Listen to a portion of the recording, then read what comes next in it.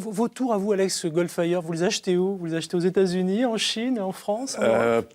Oui, il y a des tours que je crée moi-même, que je fais sur commande, sur mesure, parce que ça vient de mon imagination. Donc, c'est pas très loin. Et d'autres, oui, effectivement, des États-Unis, parce que c'est un petit peu la mecque de l'illusion aujourd'hui. Et voilà, un peu partout.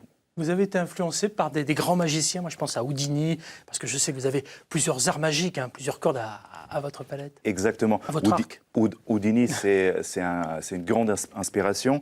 Et donc, dans le spectacle, il y a une scène d'évasion, qui est le final, en fait, du spectacle, qui est une scène plusieurs évasions de Houdini qu'on a mis ensemble, qui n'ont pas été présentées comme ça jusqu'à présent. Donc, des choses emblématiques de la légende de Houdini. Donc, voilà, c'est un hommage, en fait, qu'on rend. Parmi l'art magique, il y a différentes choses. Il y a le mentalisme, il y a la grande illusion. Enfin, on voit diverses choses là actuellement sur le plateau à l'écran. Il y a la manipulation, il y a l'évasion, vous nous en parliez. Bon, alors c'est compliqué pour nous, là, ce matin, de pouvoir faire une grande évasion. En revanche, vous avez un jeu de cartes. Je ne suis pas magicien, mais je sais qu'on peut faire des milliers de tours de cartes. Exactement. Ça s'appelle la carte magie. Ouais. Savez-vous combien de tours de cartes existent dans le monde? Moi, je dirais comme ça, au bas mot, allez, plus de 50 000. Oui, plus. Plus de 100 000. Plus de 100 000. Ouais. Ah oui. Différent, hein. Donc là, c'est difficile de choisir un. C'est pour ça que j'ai choisi celui qui est le plus difficile au monde. D'accord. Okay, alors, le plus difficile. Ça tombe bien, vous avez Pascal Lauzière qui est l'un des concepteurs de cette trousse unique au monde qu'on découvrira tout à l'heure et qui sert pour les marins. 52 cartes différentes, bien mélangées. Ça commence de façon classique. Une carte est choisie, elle est remise dans le jeu. Donc je vais vous demander de faire ça. Une carte, celle que vous voulez. Donc je vais vous donner un marqueur. Vous allez mettre votre signature sur la carte. Je vais me retourner. Je regarde discrètement. Et vous pouvez la montrer à tout le monde et aux téléspectateurs aussi. Moi, je ne vais pas regarder. Donnez-la moi. Hop, je vais la montrer. Voilà. En fait, je n'ai pas besoin de voir la carte parce que j'ai déjà vu le tour. Donc, parfois, ça fait rire. C'est bon. Hop. Tac, donc, on va remettre dans le jeu quelque part. Et maintenant, on va compliquer les choses car on va mélanger comme à Las Vegas. Et à Las Vegas, on mélange comme ça. Regardez. Ah, ça, c'est du mélange, ça. Hein. Alors, votre carte est quelque part dans le jeu, je ne sais pas où exactement. Mais pour faire le tour encore plus compliqué, parce que c'est le plus compliqué du monde, je vais mettre tout ça dans l'étui. Et pour faire le tour encore plus compliqué, je vais mettre tout ça dans un foulard. Pascal, quelle est votre couleur préférée? On va dire que c'est le bleu au hasard. Le bleu, c'est vrai. C'est pour ça que j'ai porté un foulard bleu. Ouais. Ah oui, on n'a pas fait exprès. Hein. On n'a pas fait exprès, non. Alors, donc, maintenant, je vais demander à tout le monde ici, même les téléspectateurs, de visualiser les cartes. On dit ça en magie, de visualiser les cartes, de l'imaginer, car on va envelopper tout ça dans un foulard. OK, comme ça. Pensez à la carte. Moi, je suis très près. Pour l'instant, je ne vois rien. Pascal Lauzière, vous voyez quelque chose, vous? Écoutez, ça y est. Une petite carte qui sort. Il y a une seule carte qui passe à travers le foulard, à travers le tuyau. Une parmi les 52. Quelle est la carte que vous avez choisie? Le cœur, le 10 de cœur. 10 de cœur, mesdames et messieurs, exactement le 10 de cœur avec votre signature. En effet. Et c'est un souvenir pour vous. Merci. Ah oui, bravo. Oui. Tout est bien enfermé. Alors ça c'est de la magie de très près. Pascal, vous êtes comme moi, je suis un petit peu plus loin, mais vous étiez vraiment à moins d'1 mètre. Vous avez vu quelque chose, franchement? Ah non, j'ai rien vu. La carte a glissé miraculeusement, par magie, derrière la boîte. Et c'est effectivement la bonne carte. Ça, c'est du close-up, c'est de la magie de très près. Pour faire un tour comme ça, il faut combien d'expérience? Beaucoup. C'est de la manipulation.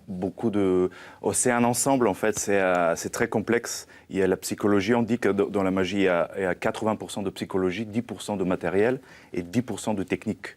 Donc, surtout, c'est la psychologie. Ouais. Vous nous disiez tout à l'heure, être tombé dans la magie à partir de 16 ans par passion. C'est parce que vous suiviez un magicien? C'est parce que vous avez appris avec un magicien? Ou vous êtes allé vers une école où vous avez appris comme ça sur Internet ou autre? Tout ça. Il n'y avait pas Internet à l'époque, malheureusement. Mais en fait, j'étais fasciné quand j'ai vu la magie, que ça existe, en fait. Ensuite, j'ai cherché à faire la même chose, à devenir magicien. Donc, j'ai demandé à un magicien professionnel à me donner des cours. Et après, j'ai intégré l'Académie de théâtre et cinéma national de Sofia, en Bulgarie. Et donc, parce que la magie, c'est du théâtre avant tout aussi, c'est une forme de théâtre. Et ça aide beaucoup. Et ensuite, c'est un développement personnel avec des livres, avec un travail sur soi-même, avec son imagination et beaucoup en public. Je précise que votre petit accent est bulgare, hein. Vous êtes né à Sofia, pour ceux qui cherchent, et qui se disent de quelle origine est ce garçon, Alex Goldfire. Donc on l'a compris, vous avez appris un petit peu, entre guillemets, sur le tas, bien aidé avec un magicien. Il y en a peut-être qui nous regardent, des parents, des grands-parents, des enfants, qui souhaiteraient devenir magiciens. Quels conseils vous leur donneriez aujourd'hui ? De s'inscrire à mon école de magie. Non, en fait, il faut commencer tôt, c'est bien de commencer tôt.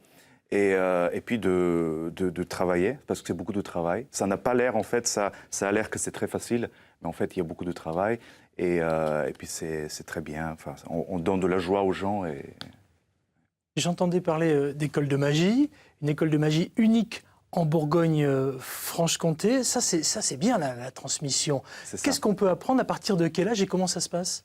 Alors, moi, j'avais ce projet il y a des années sur Dijon. Malheureusement, mes voyages et déplacements m'ont empêché de le continuer. Mais maintenant, on fait le réouverture de cette école, qui est unique, effectivement, avec des enfants à partir de 6 ans. Et donc, on apprend des tours avec des objets communs, cartes, pièces, foulards, crayons, etc. À partir de quel âge ? 6 ans. 6 ans. Et voilà, donc toute la Dijon et alentour. Voilà. Ça coûte combien, grosso modo, si je veux inscrire demain ? C'est comme les autres cours. Je crois que c'est 220 € à l'année, 90 le trimestre. Et donc ça revient à un peu moins de 10 € même la séance. Je précise qu'il y a un site internet qui est très bien fait. On tape Alex Goldfire dans tous les bons moteurs de recherche. On vous retrouve avec votre joli sourire et vos yeux bulgares pour apprendre la magie. C'est important aussi le physique dans la magie, parce qu'il y a tout un conditionnement, quelque chose de particulier qui se crée. Oui, il y a plusieurs domaines de magie. Moi, je ne suis pas très comique, on va dire, même s'il y a beaucoup d'humour dans le spectacle.